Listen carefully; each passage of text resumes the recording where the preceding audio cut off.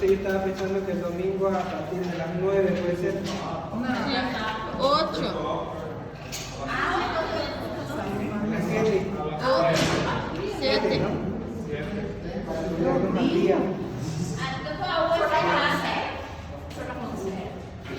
Ué, gente, vocês só vão ter domingo 7 horas da manhã vir pra faculdade, deixar o problema. Acorda às 6 da manhã, toma um cafezinho, reforção, traz um cafezinho, doutor. Mejor, vamos a empezar el tema porque tenemos que recuperar un tema perdido y cada vez vamos a salir un poquito más tarde porque nos han pedido que tenemos que tener el 80% del avance. Y con estos 3 temas que vamos a avanzar hoy día, yo creo que nos vamos a quedar hasta las 9. Tratando de avanzar un 70% por lo menos. Vamos a empezar para no perder más tiempo. Ô, gente, para que ideia, vamos brincando. Pelo amor de Deus.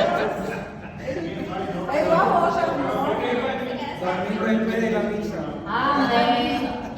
Mira, chicos, sí. Vamos a empezar entonces.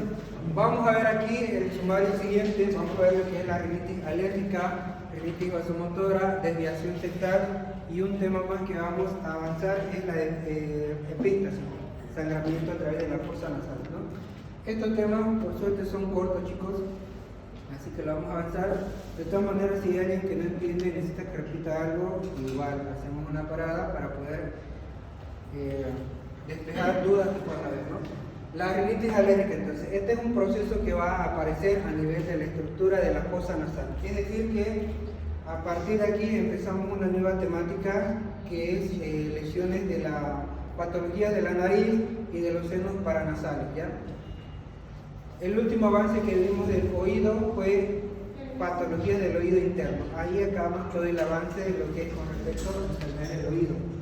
Con eso estaríamos cumpliendo oído interno, oído medio y oído interno. O sea que a partir de lo que avancemos, a partir de ahora para arriba, son patologías de la nariz y de los senos paranasales, ¿no? Entonces empezamos con lo que es la rinitis alérgica y esta la vamos a dividir en dos: rinitis alérgica estacional y rinitis alérgica perenne. Como dice su nombre, la primera rinitis alérgica estacional, por favor cierre la puerta para no molestar a otro. ¿Quién entra de otro? Entonces la rinitis alérgica estacional, como ustedes están observando, también se conoce como coriza o coriza del heno o fiebre del heno.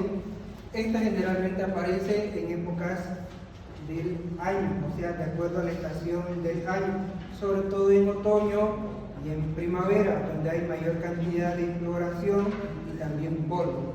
Sin embargo, esta rinitis alérgica perenne está presente durante toda la época del año, sin importar la estación en la que estemos presentes, ¿no? Además, en esta se le va a recoger el antecedente de que si el paciente tiene o ha tenido algún proceso alérgico.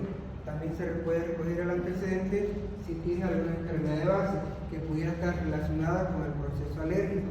En este caso, ¿cuál sería? Pues el asma que pueda padecer el paciente, ¿no? Entonces, por eso que aquí dice antecedentes de alergia o alergia cutánea o inclusive alguna herencia familiar. En cuanto a la etiología, vamos a hablar de lo que es la rinitis estacional o la fiebre del heno, que como decíamos anteriormente está presente en la época del año, sobre todo en la época de primavera y otoño, y es que va a aparecer este tipo de alergia en el paciente, ¿no? Por el polen, por el heno, por la cebada, por el trigo, donde hay mayor cantidad de neumoalergenos en el ambiente.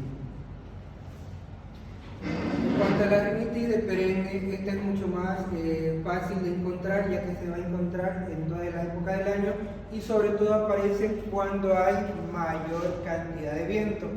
Ustedes que ya vienen aquí viviendo en Santa Cruz más de 3 años, se habrán dado cuenta que en cualquier momento empieza una ventolera de aquí para acá, pues en ese viento es donde que va a acarrear los ácaros de las plumas de las aves, así como pelos de animales, aquellos que les gusta dormir con el gatito en la cama o con el perrito en la cama, no, porque mi perro se baña a diario.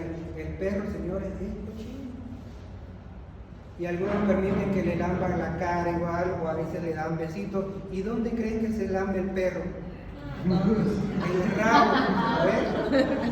Y he visto que la mayoría, a veces de los estudiantes, tienen a su perrito, ¿no ves? No es que esté en contra de los animales, pero el perrito debe tener un lugar específico en la casa, ¿no ves? Porque eso, ¿qué puede causar? Una rinitis de perenne, ¿no ves?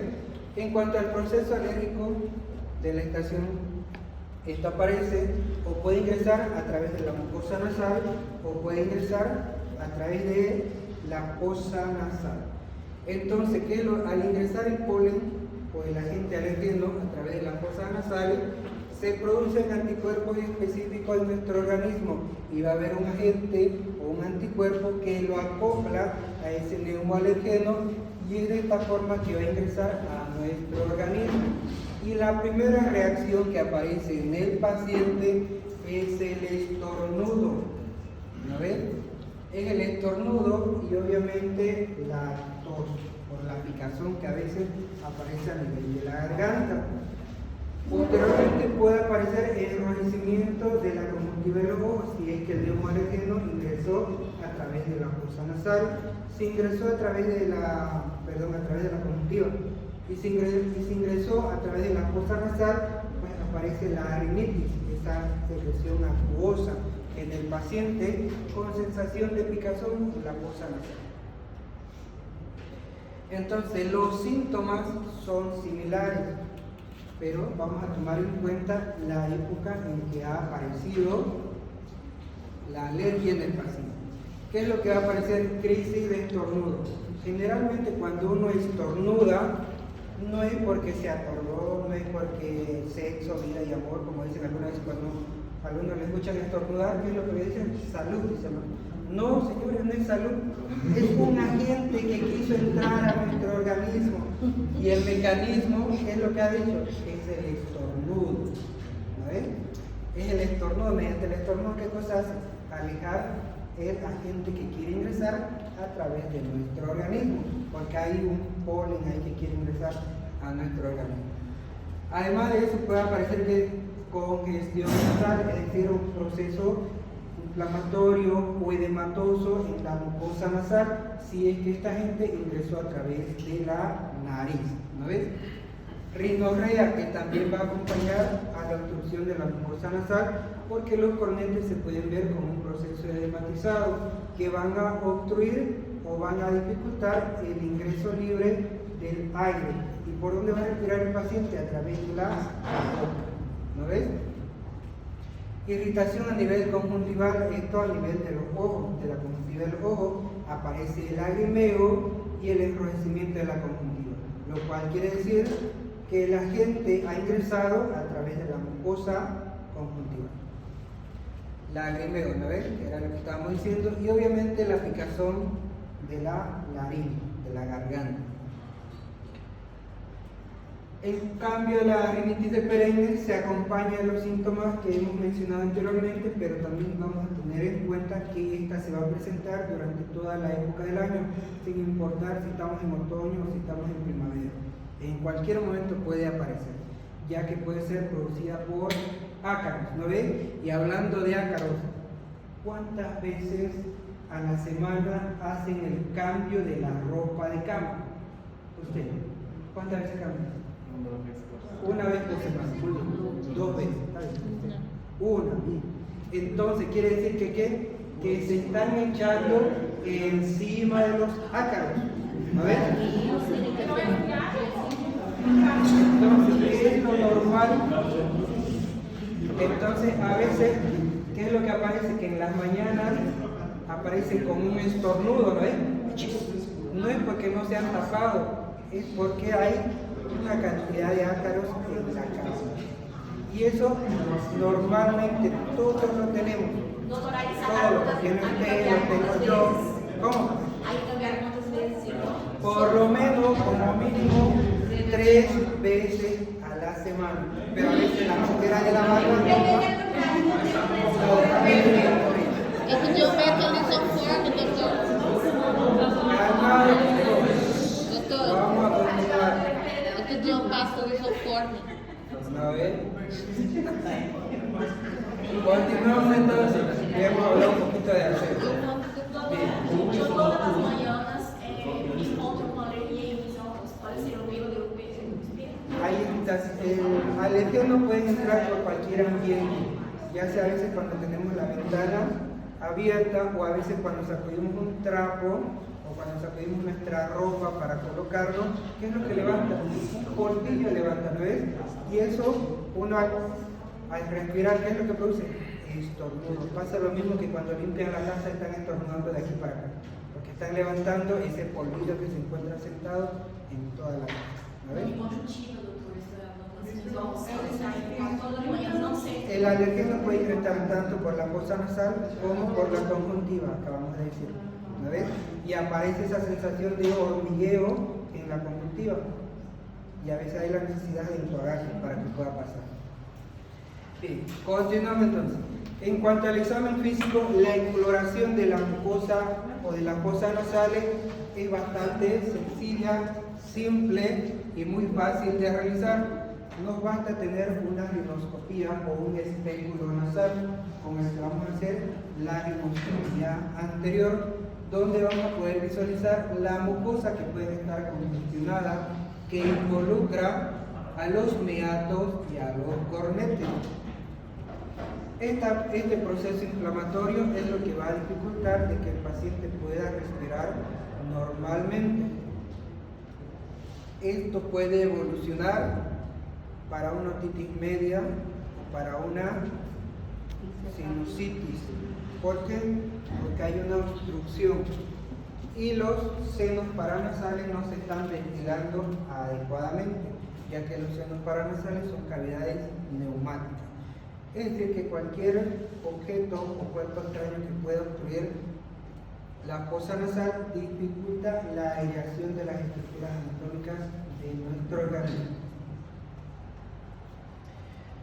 De ser necesario podemos mandar un estudio imagenológico, y en el estudio imagenológico lo que vamos a ver sería un doble contorno. Esto porque debido al proceso inflamatorio de la mucosa nasal, que lo vamos a ver como un doble contorno que va sobre la estructura de los cornetes, como vimos anteriormente, ese proceso inflamatorio.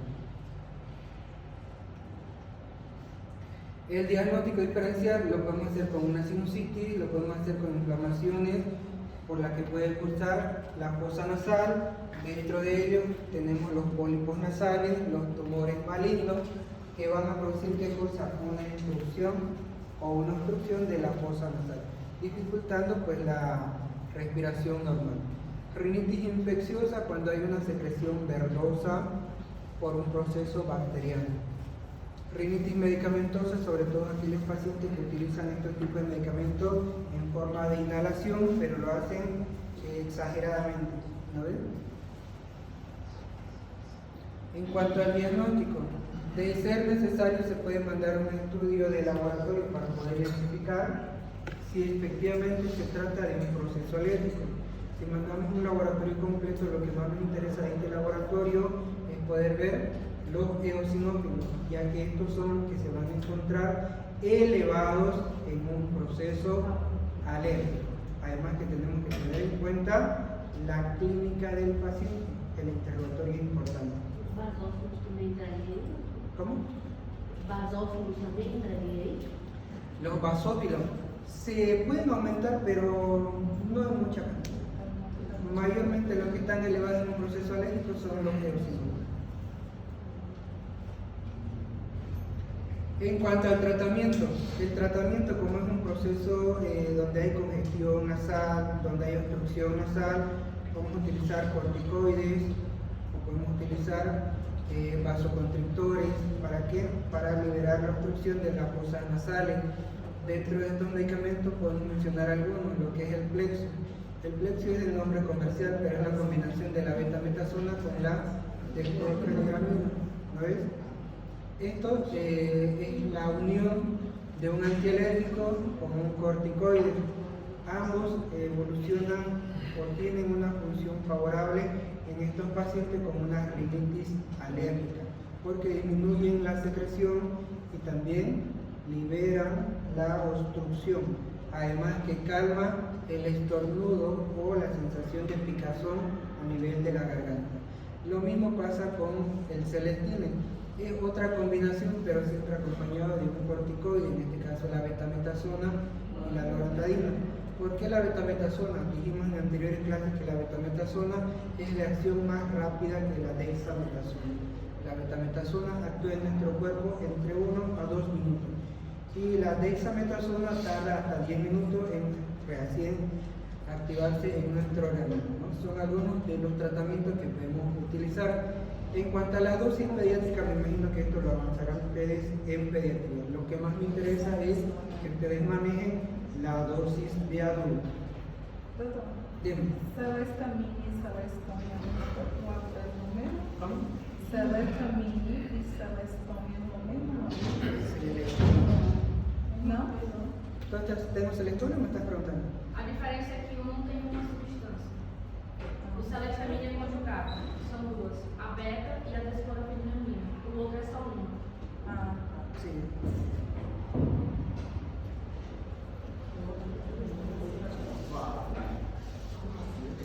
Sí, la otra patología entonces que vamos a ver es la rinitis vasomotora. La rinitis vasomotora, la característica principal de esta rinitis es la obstrucción que se va a dar a nivel de las fosas nasales con edema de los cornetes. Aquí lo que predomina es la obstrucción y la rinorrea acuosa, lo cual igual dificulta la respiración normal del paciente. Esta puede ser precedida o desencadenada por cambios bruscos de la temperatura, inclusive la humedad, el humo del tabaco o olores fuertes puede desencadenar este tipo de rinitis vasomotora. A diferencia del anterior, a esta no se la considera una rinitis alérgica. La etiología o factores que la pueden desencadenar: herencia, factores emocionales y psicológicos, cuando están cerca del examen, el estrés, pelea con los tóxicos y con las tóxicas, influencia endocrina, aquellos pacientes que están en pubertad, menstruación, embarazo, cambia la constitución y el sistema inmune de la persona, del paciente. Uso de medicamentos, uso prolongado de medicamentos pueden producir una rinitis medicamentosa. Factores precipitantes, condiciones atmosféricas, los cambios de humedad y la temperatura, el tabaquismo, el polvo, inclusive el olor del alcohol también lo puede desencadenar. La fisiopatología, sobre todo esto, lo que se produce es el aumento o la edematización de los cornetes, que es lo que va a producir la obstrucción y la dificultad para poder respirar. Con el aumento de las glándulas de la mucosa nasal, causando ¿qué cosa? La rinorrea acuosa en el paciente, ¿no ven? Por lo tanto, ¿qué es lo que va a dar como consecuencia? El edema y obstrucción nasal. En cuanto a los síntomas son tres: obstrucción nasal, que puede ser unilateral o bilateral, rinorrea fluida y estornudo. Son los tres síntomas principales de la rinitis vasomotora. En la rinoscopía o en el examen físico con el espéculo nasal, aquí vamos a observar la obstrucción primeramente, o el aumento de volumen de los cornetes y de los meatos, que se conoce con el nombre de tumefacción, la secreción acuosa profusa, que al principio es bien acuosa o cristalina, como agüita que nos está saliendo a través de la nariz. La mucosa la podemos encontrar en una coloración pálida o color violácea. Esto por el mismo proceso de cambio que está sufriendo la mucosa nasal del paciente. En cuanto al tratamiento, lo primero que vamos a ir al tratamiento es poder identificar si son factores precipitantes que lo han desencadenado. Es decir, que vamos a buscar qué factores han desencadenado la rinitis vasomotora. Porque en dependencia de eso es que nosotros vamos a hacer la primera acción. Es por eso que aquí dice, si el paciente fuma, ¿qué tenemos que decirle al paciente? Pues que deje de fumar, por lo menos durante el tiempo que el paciente esté con el tratamiento. ¿No ves? Si el paciente trabaja en una oficina con un ambiente frío y la salida hacia afuera después de la oficina es el choque del cambio de temperatura brusco, ¿no ves? Descongestionante nasal, aquí sí estos están contraindicados, pero aunque están contraindicados, eso no quiere decir que se los podemos enviar. No tiene la misma función que en la rinitis alérgica, pero ¿qué produce? Calma los síntomas en el paciente. Ahora, la solución salina intranasal es mucho mejor. De hecho, podemos hacer lavados nasales. ¿Para qué? Para que salga esa secreción acuosa que puede estar acumulada dentro de la fosa nasal. Los corticoides tópicos nasales se prescriben cuando predomina la obstrucción nasal. Es decir, que podemos darlo, aunque no tienen, como dije anteriormente, no tienen un efecto inmediato, porque esta no es una rinitis alérgica, pero con más tiempo de tratamiento, ya sea que lo mandemos para 5 o 7 días, recién vamos a poder ver un resultado. Ahora, otro medicamento que podemos enviar es el bromuro dipratropio. Este medicamento, lo malo de este medicamento es que el paciente durante el tiempo que está utilizando el medicamento no hay obstrucción nasal. El problema está que cuando se lo suspendemos vuelve a aparecer. Por lo tanto, entonces tenemos que ver el riesgo-beneficio del uso del medicamento. Porque al hacerlo prolongado, ¿qué vamos a producir en el paciente? Una rinitis medicamentosa. ¿No ves? Entonces tenemos que ver la valoración y cómo está evolucionando el paciente. Tratamientos quirúrgicos. Sobre esto, como es un proceso inflamatorio de los cornetes, con el tratamiento quirúrgico es definitivo. Si no resuelve con lo anterior, se puede mandar para el especialista para que haga cualquiera de estos tratamientos, que sería un tratamiento definitivo. Resección de cornete, porque recuerden que esto, la rinitis vasomotora, lo que produce es la obstrucción, y es por eso que está dentro de esta indicación quirúrgica la resección de cornete o la cauterización lineal con citrato de plata. Es decir, que ambos son un poquito invasivos para el paciente,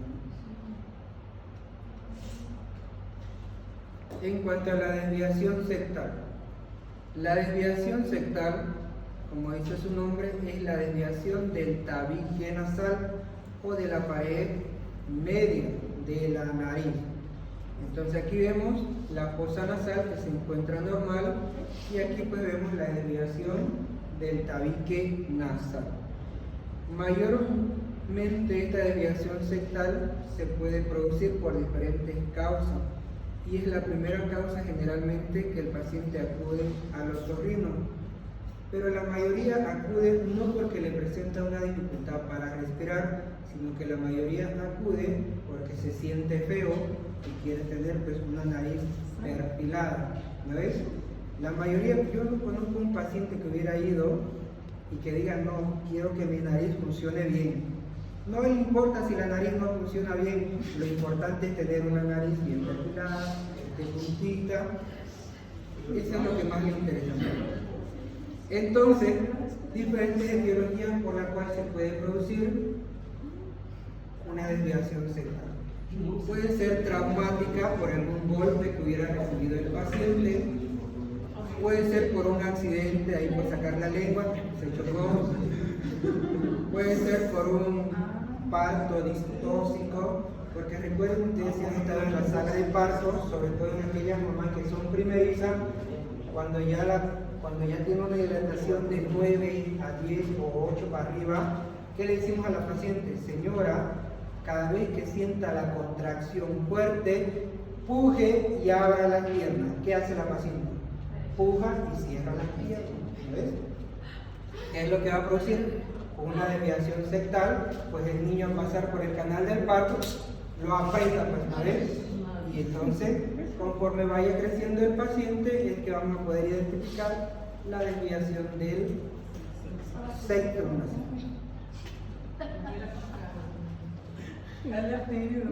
Bien. ¿Sí? ¿Qué fue? ¿Qué pasó con eso? Poquito. Necesito empezar. Tenemos la clasificación. Estas deformidades se localizan a nivel del tabique nasal. Como hemos visto aquí, el tabique nasal o la nariz está conformada por cartílago y los huesos propios de la nariz. ¿Ve? La desviación septal puede aparecer tanto por fractura de los huesos propios de la nariz o por lesión del cartílago. Es por eso que aquí podemos decir se clasifican en óseas o cartilaginosas. Es porque la nariz tiene esa composición anatómica. Y pueden aparecer entonces desviaciones septales en forma de C o en forma de S.